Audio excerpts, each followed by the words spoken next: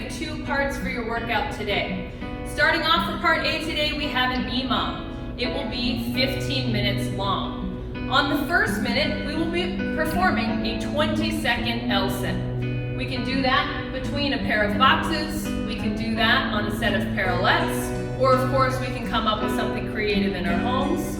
If we need to modify that movement, rather than an L-sit with straight legs, we can perform a tuck sit.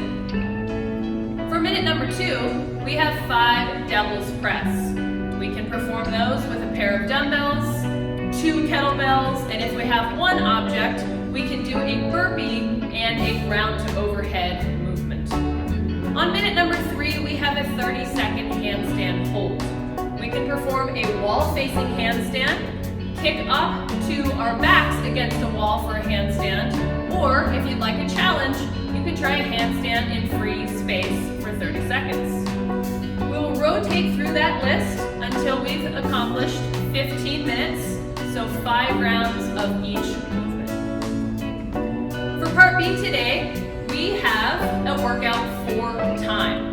We will perform 50 box jumps, and if we do not have a box, we can do a broad jump instead. A prescribed version of this workout, men would jump on 24 inches, women would jump 20. And for the broad jump, men would jump 4 feet and women would jump 3.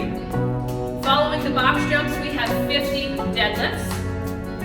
Following the deadlifts, we have 50 bent over rows.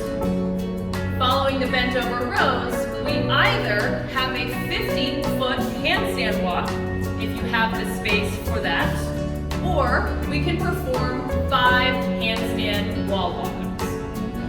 Good luck, we're excited about these workouts. Let us know how you did.